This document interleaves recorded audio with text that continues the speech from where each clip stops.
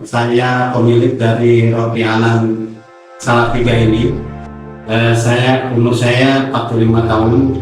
Tempat usaha saya ini di Jalan Lopongan, Kecamatan Sidoarjo, Komplek Lindaten Lili, Komplek Lili.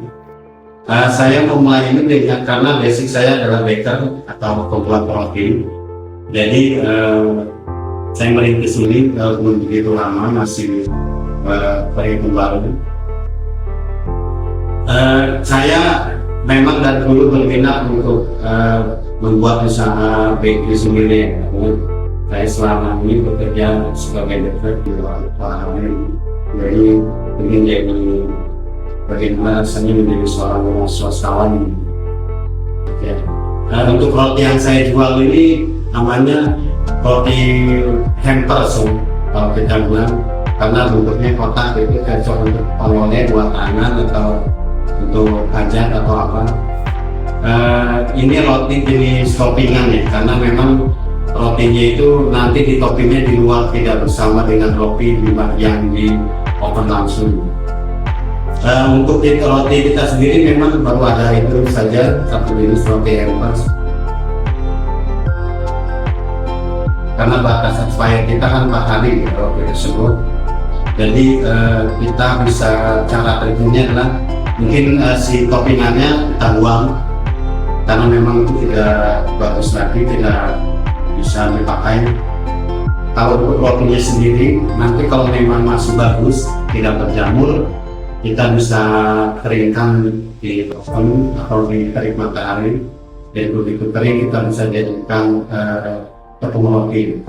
Kalaupun kita berjamur, nanti kita jadi kumpulin jadi satu, kita jual ke peternak unggas ayam, bebek itu terus dengan, atau peternak ikan dari pakan ternak.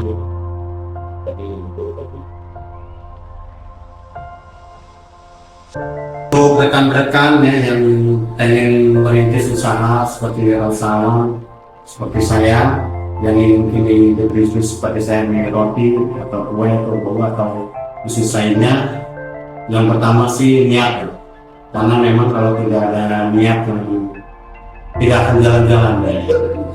Kita niatin aja dulu, pertama langsung action gitu, langsung lakukan.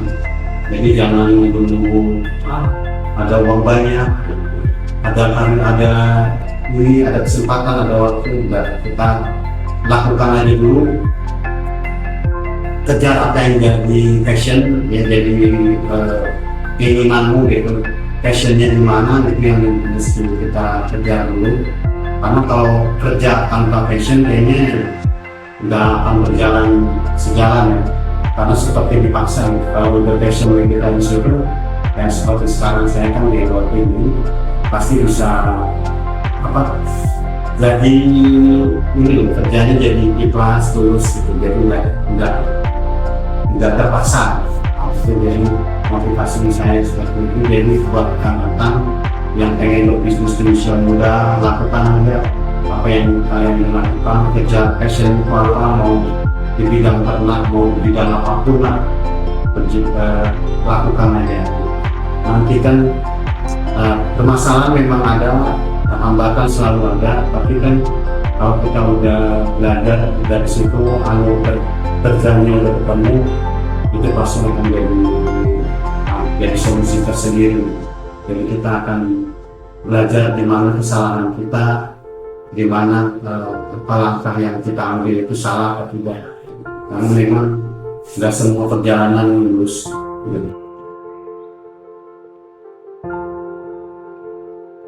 Hambatan dan rintangan memang selalu ada ya dalam bisnis. Kalau untuk sekarang sih memang pertama sih dari pasokan bahan baku, karena memang bahan baku di Kota Salatiga ini kita masih agak kurang, makanya saya juga mendatangkan distributor dari Semarang ke kota besar lain. Dan untuk hambatan dari produksi, mungkin kita memang masih masih kegagalan, karena memang kita tempatnya juga masih kecil seperti ini, belum besar. Terus manpower-nya, SDM-nya juga masih belum kurang. Tapi itu sejalan kita tingkatkan, gitu. Karena memang kita merintis dari seperti kita menaiki tangga ya.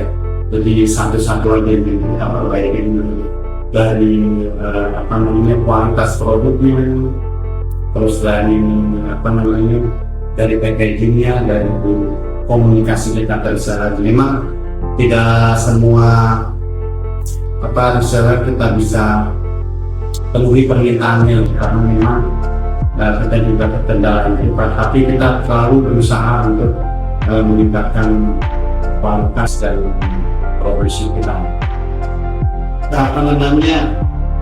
Tips dari saya ya, alhamdulillah selama ini saya bisa eksis, bisa survive. Pertama sih kita meningkatkan komunikasi dengan para reseller.